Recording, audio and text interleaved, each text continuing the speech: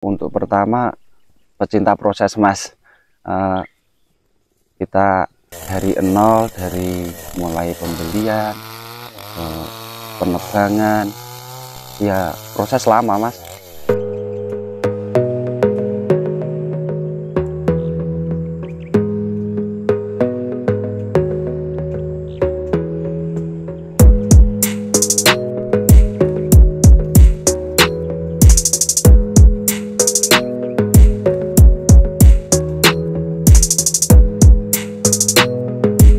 Assalamualaikum warahmatullahi wabarakatuh.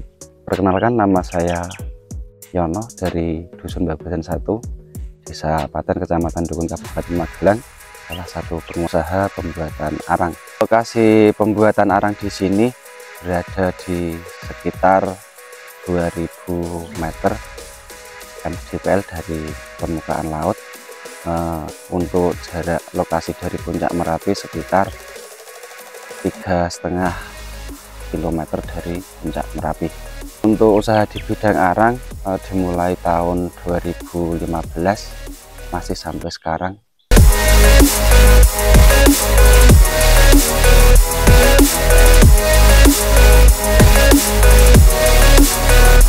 Untuk pertama, pecinta proses Mas.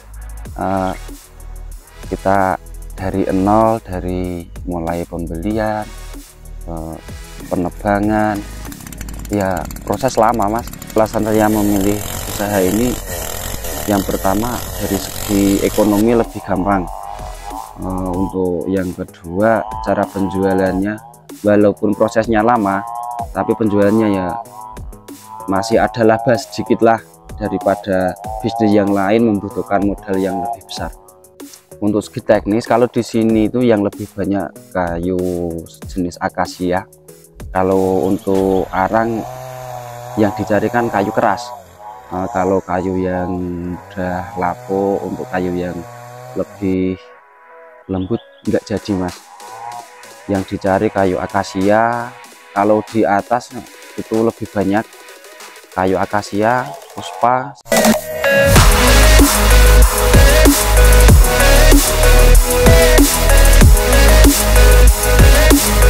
Kalau untuk proses pengarangan semua jenis kayu bisa, tapi untuk kualitas itu lebih cenderung yang kayu keras. Kalau di arang itu enggak jadi Mas. Jadi kalau buat nanti sesudah jadi arang, untuk buat memasak atau untuk memandi bahan-bahan seperti pacul, golong enggak bagus. Pohon yang ditebang itu yang masih milik warga. Kita dengan cara membeli sistem borong, nanti dihitung per biji, nanti ada berapa, langsung berapa biji harga sekian. Proses pembuatan arang yang pertama, penebangan pohon, sekitar 100 pohon membutuhkan waktu sekitar 10 hari. Proses yang kedua, ini cara memilih ranting yang seperti ini bisa memakan waktu untuk 100 pohon bisa memakan waktu sekitar 5-6 hari. Nanti setelah batang-batang kayu ini dijadikan satu, nanti ini diletakkan di atas kayu. Yang ranting ini untuk membakar kayu, karena kalau proses arang itu yang pertama hidupnya dari atas Mas, nanti ke bawah, baru setelah dipakai ini baru dikasih tanah. Untuk proses pembakaran sekitar 15-20 hari. Untuk pemilihan kayu, kalau jenis akasia kan semua keras, jadi enggak memilih yang sudah usia tua atau yang penting sudah masuk sekitar kriteria penebangan, kita tebang, kita potong. Kalau untuk biji enggak harus 100 biji, bisa 1000 biji, bisa 20 biji, ya kita menyesuaikan tempat lah. Kalau tempatnya luas, ya kita bisa membuat. Kan untuk penumpukan kayu enggak hanya satu tempat Mas, nanti kalau memang kayu banyak, kita bisa membuat sekitar 4 atau 5 tumpukan. Tapi kalau hanya untuk sekitar 100 sampai 150 kayu, kita satu tempat masih muat lah. Proses pemotongan kita juga melihat tempat. Kalau tempatnya panjang tapi pendek, kita memotongnya panjang. Untuk apa? Kalau kita memotong panjang, kita lebih irit tempat, jadi kita tempatnya lebih menggunakan tempat yang sedikit. Kalau pemotongan yang pendek, kita membutuhkan tempat yang panjang, Mas. Jadi kita menyesuaikan untuk pemotongan. Untuk kulit kita jual sendiri, Mas. Jadi kulit kita kupas, nanti kita kumpulkan. Kalau di sini masih model pengepul, Mas.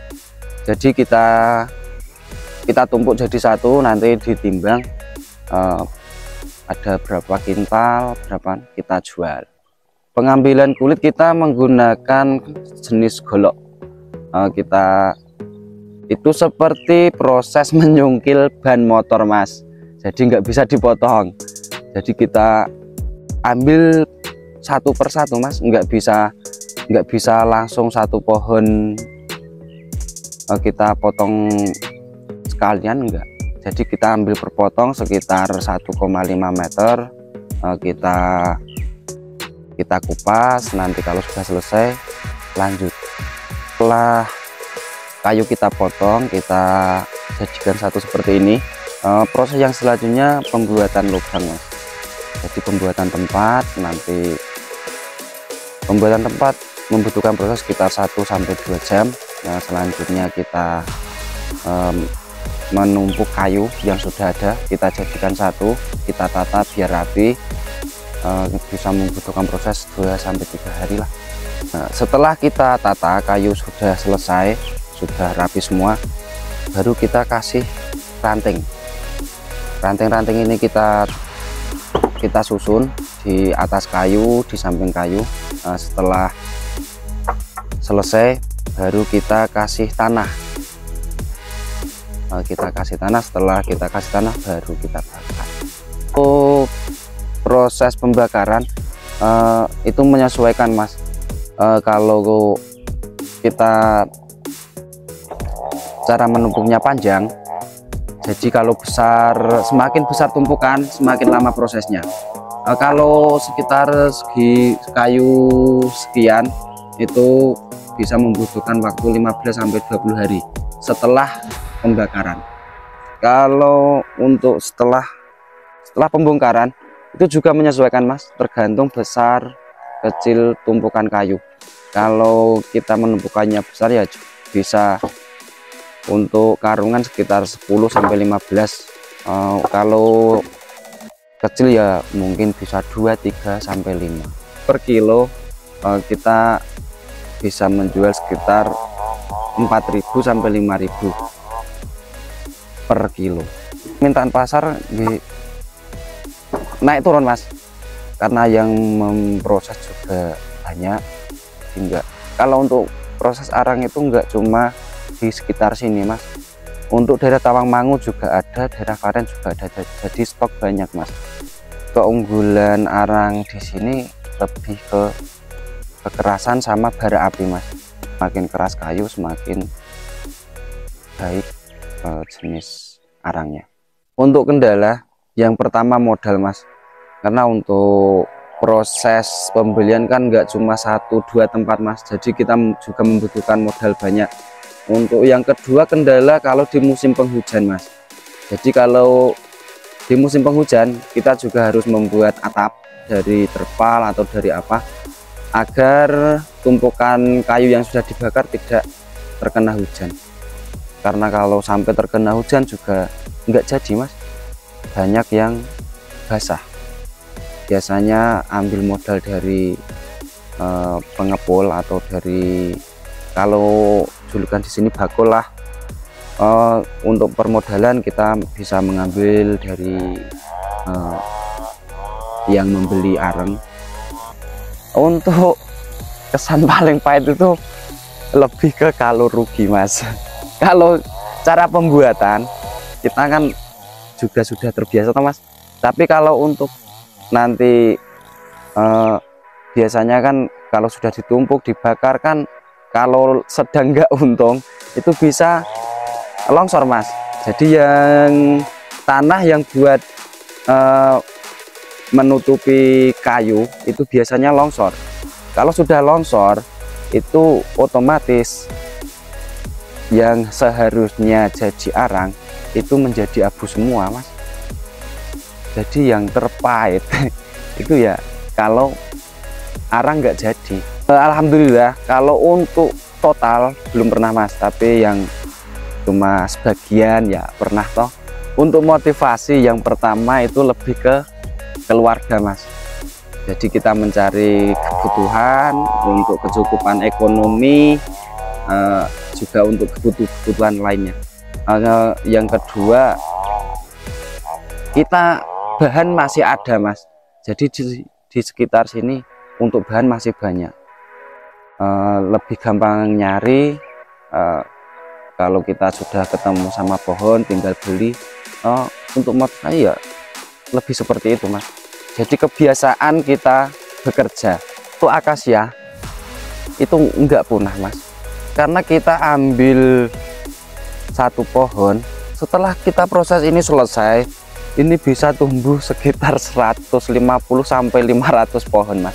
Jadi kalau untuk saat-saat ini, kecuali kalau ada penebangan secara total itu bisa punah, tapi untuk cara kita menebang itu untuk jenis akasia ini enggak punah mas.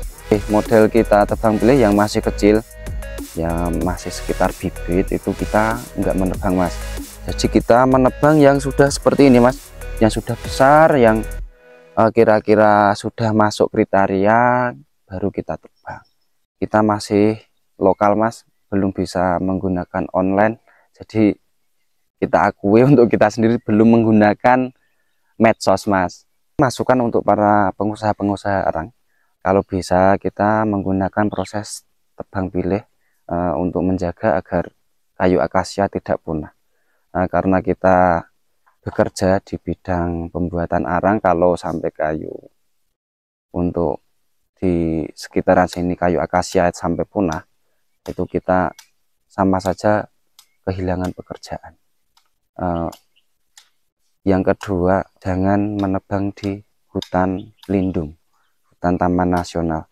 Kita cari aman, kita juga menjaga hutan agar hewan-hewan endemik di sekitar sini tidak punah. Bagi teman-teman yang membutuhkan arang, bisa menghubungi saya di nomor WA 0822 2547 1764 atau datang langsung ke lokasi di Dusun Babadan 1 RT 4 RW 6 Desa Paten, Kecamatan Dukun, Kabupaten Magelang. Terima kasih sudah menonton video ini. Jangan lupa subscribe di channel Jejak Rezeki.